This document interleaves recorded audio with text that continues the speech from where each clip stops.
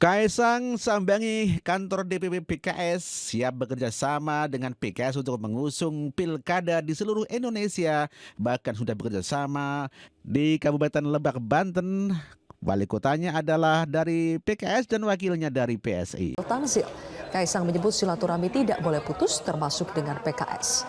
Kaisang mengaku diundang untuk datang oleh Presiden PKS. Undangan silaturahmi PKS dilayangkan kepada PSI untuk mencari kesepahaman mengenai isu politik sekaligus membahas potensi kolaborasi termasuk di Pilkada 2024. Pertemuan ini merupakan yang pertama antara PKS dan Kaisang sejak Sekjen PKS Abu Bakar Al-Habsyi menyebut Presiden Jokowi menawarkan Kaisang ke sejumlah partai untuk Pilkada 2024. Namun hal tersebut ditampik Kaisang dan menyebut pernyataan Abu Bakar sebagai kebohongan publik. Koalisi di provinsi dan juga di Kabupaten Lebak ya.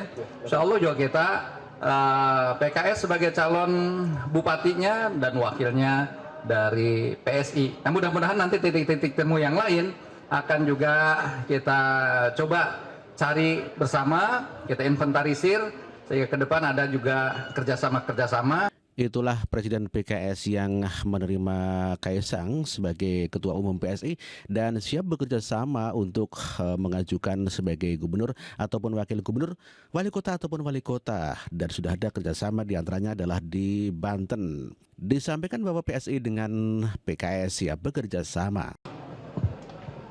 Assalamualaikum warahmatullahi wabarakatuh. Waalaikumsalam warahmatullahi wabarakatuh. Selamat sore, salam sejahtera bagi kita semua. Om Swastiastu, Namo Buddhaya, salam kebajikan. Yang saya hormati Bapak Presiden PKS, Bapak Ahmad Saiku, Bapak Sekjen, Bapak Bendum, beserta seluruh jajaran DPP PKS. Kami dari DPP PSI mengucapkan terima kasih sebanyak-banyaknya karena kami sudah diterima di DPP PKS. Saya berharap seperti yang tadi Pak Presiden PKS bilang, semoga ada kolaborasi yang tentunya nanti akan terjadi di Pilkada. Dan alhamdulillah seperti Pak Presiden PKS tadi bilang, di Banten, di Kabupaten Lebak, alhamdulillah bukan mungkin lagi tapi insya Allah pasti nanti kolaborasi antara PKS dan PSI. Saya berharap kolaborasi ini tidak hanya berhenti di situ, tapi akan berkelanjutan untuk kebaikan bangsa ini. Kenapa pertama kali ke DPP PKS? Ya saya rasakan kita sudah ada kerjasama tadi yang seperti saya bilang ada di Banten dan Kabupaten Lebak. Jadi kan jauh, kemungkinan Bekasi juga. Nanti wali kotanya dari PKS, wakil wali kotanya nanti dari PSI. Tapi ya itu yang kita sedang jajaki semua, kita saling berkolaborasi untuk kebaikan bangsa ini. Dan saya pribadi juga akan berkomunikasi dengan partai-partai yang lain terkait pilkada. Mengenai saya tadi, Jakarta ataupun Jawa Tengah, sabar. Itulah pernyataan Kaisang yang mengatakan sabar untuk maju di Pilkada Jawa Tengah ataupun di Jakarta. Ya, PKS dan PSI ternyata sudah bekerja sama untuk di Pilkada seperti di Bekasi, di Banten juga sudah melaksanakan kegiatan PKS bersama PSI, di mana wali kotanya dari PKS, kemudian wakilnya dari PSI. Latar belakang pertemuan PSI dengan PKS ya dibeberkan oleh Jubir PKS M. Iqbal. Inisiator pertemuan ini apakah PSI atau PKS? Ya, ini sebenarnya hasil dari komunikasi kedua belah pihak ya, khususnya anak-anak muda PKS yang berteman dengan teman-temannya di PSI, sehingga pertemuan ini menjadi salah satu pertemuan yang penting menurut kami, apalagi menghadapi pilkada. Jadi menurut saya ini adalah inisiator kedua belah pihak ya untuk bertemu. Baik, pertemuan ini membahas soal apa, Bang? Ya tentu saja silaturahim ya, dan tadi suasananya di dalam cukup cair ya, berbalas pantun. dan tentu saja membahas isu-isu kebangsaan dan juga terkait dengan pemilihan kepala daerah. Dan ternyata di mana beberapa daerah memang PSI dan PKS sudah berkomunikasi untuk menjalin kerjasama. Dan ini tentu saja juga menyangkut Jakarta, karena kami juga ingin PSI mendukung pasangan aman di Jakarta. Dan PSI juga tadi menyenggol menyebutkan ingin juga mengajukan calonnya. Oke, ingin mengajukan calonnya, respon dari PKS tetap ingin bahwa kader internal PKS yang maju di Pilgub Jakarta atau gimana, Bang Iqbal, setelah pertemuan ini? Ya tentu saja memang kami berharap PSI bisa mendukung pasangan aman di Jakarta, karena memang PSI memiliki 8 kursi, yang ini tentu saja juga sangat penting dan membantu nanti kerja-kerja pasangan aman ketika menjadi gubernur dan wakil gubernur ketika menjalankan pemerintahan di Jakarta. Oke, jadi Sohibul Iman ini harga mati untuk PKS ya, kalau mau koalisi ya? Tentu saja. Aman Baik. Jakarta. Baik, Bang. Ya, M. Iqbal, jubir PKS yang mengatakan apakah harga mati antara Sohibul dengan Anies atau Anies Sohibul, dijawab dengan ragu-ragu. Ya, tentu saja hal ini memungkinkan bahwa bisa terjadi lobby-lobby politik di mana bisa jadi mungkin Kaisang bisa dijadikan wakil gubernur Anies ataupun bisa jadi Anies tidak akan dicalonkan. Karena Koalisi Indonesia Maju tidak menginginkan Anies untuk maju di Pilgub Jakarta dan menjadi gubernur. Hal inilah yang tentu saja menjadikan pemikiran oleh Kaisang dan juga PKS. Bagaimana solusinya? Apakah nanti kalau PKS berkoalisi dengan PSI akan membuang Anies? Ya, kita tunggu saja kabar selanjutnya. Adi Prayitno mengatakan bahwa partai yang bergabung dengan Prabowo mustahil untuk mengusung Anies Baswedan menjadi calon gubernur, termasuk PKS.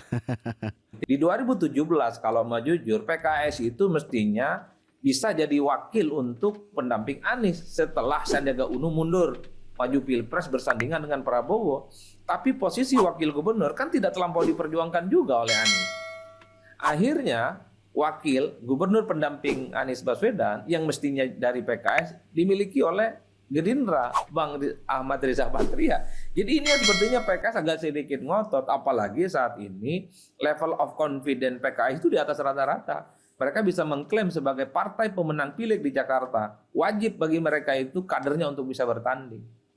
Kan itu sebenarnya Bang yang kemudian membuat kenapa dinamika politiknya belakangan ini berkembang cukup dinamis. In the end of the day ya, kita tinggal tunggu dari perspektif Aniesnya. Kira-kira Anies ini lebih nyaman dengan siapa? Lebih nyaman dengan PKS kah? Lebih nyaman dengan PDIP kah? Lebih nyaman dengan PKB kah? Kan belum kita dengar pernyataan Anies Baswedan. Selama ini yang kita tracking itu adalah statement-statement elit-elit dari partai. Nah tentu publik berharap bagaimana Anies ini dalam waktu dekat memberikan bagaimana sikap politiknya, kira-kira lebih happy dengan siapa akan maju di Pilgub Jakarta. Nah yang terkait dengan PKB tadi ya, kan soal Pak Andika Perkasa itu kan berarti kan PKB sudah secara yang tadi Anda bilang sikapnya terhadap paket Anies Sohibul Iman kan agresif. Jadi kan artinya PKB cenderung untuk tidak mau lah gitu ya, Anies dan Sohibul Iman. Nah kalau ini PKS ngotot, PKB ngotot, terus PKB pecah, pisah jalan, terus PKB dengan PDIP, tapi paketnya bukan Anies, mungkin nggak itu? Jadi misalnya Andika Perkasa dengan siapa dari PKB begitu. Maksud saya ini juga menyulitkan Anies gitu. Kecenderungan ke arah itu saya kira cukup terbuka, Bang Sahal. Kalau kita melihat respon PKB secara umum, termasuk respon PDIP, mereka mengatakan bahwa koalisi PDIP dan PKB ini sudah cukup untuk mengusung calon gubernur dan calon wakil gubernur di Jakarta dan bahkan dikaitkan dengan Jawa Timur. Kan saat ini PDIP dan PKB sedang mencari sosok yang relatif kuat untuk berkompetisi menyaingi kekuatan politik Khofifah dan Emil Dardak. Jadi dua partai ini mungkin akan terjadi koalisi di dua provinsi yang besar ini, Bang. Artinya apa? Kalaupun toh deadlock persoalan siapa wakilnya Anies dari PKB, dari PDIP, karena sudah dikunci oleh PKS, dan misalnya Anies itu lebih tertarik untuk berkoalisi dengan PKS ketimbang PKB, ketimbang PDIP, ya pastinya PKB dan PDIP akan menjadi poros politik yang lain. Tentu di luar Kim dan di luar Anies Baswedan. Tinggal Anies Baswedan ini dan PKS khususnya meyakinkan satu partai politik lain. Ya tentu Nasdem opsinya. Karena partai dari Kim nggak mungkin dukung Anies.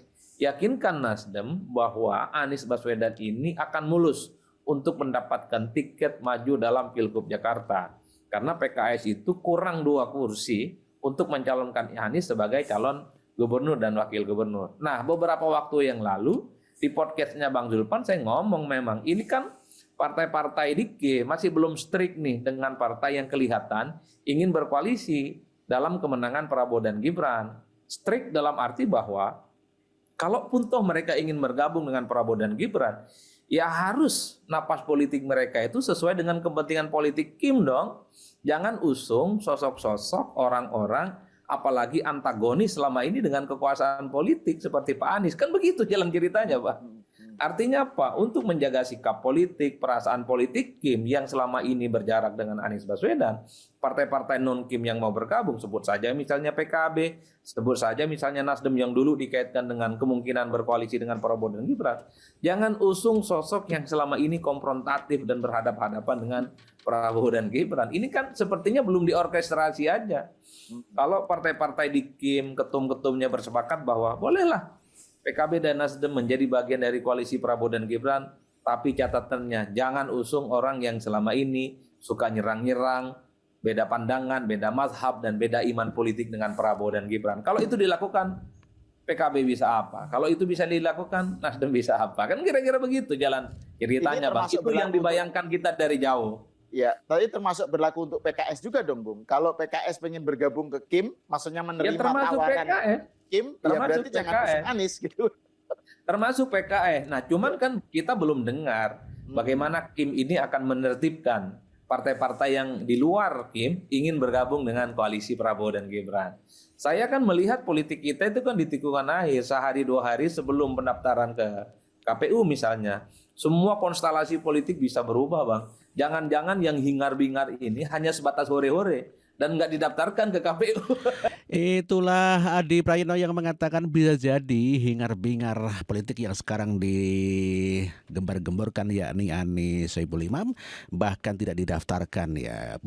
Bisa jadi nanti Anies Baswedan akan batal dicalonkan dikarenakan tidak disetujui oleh Koalisi Indonesia Maju atau pendukung Prabowo Gibran dikarenakan Anies selalu menyerang Prabowo Gibran.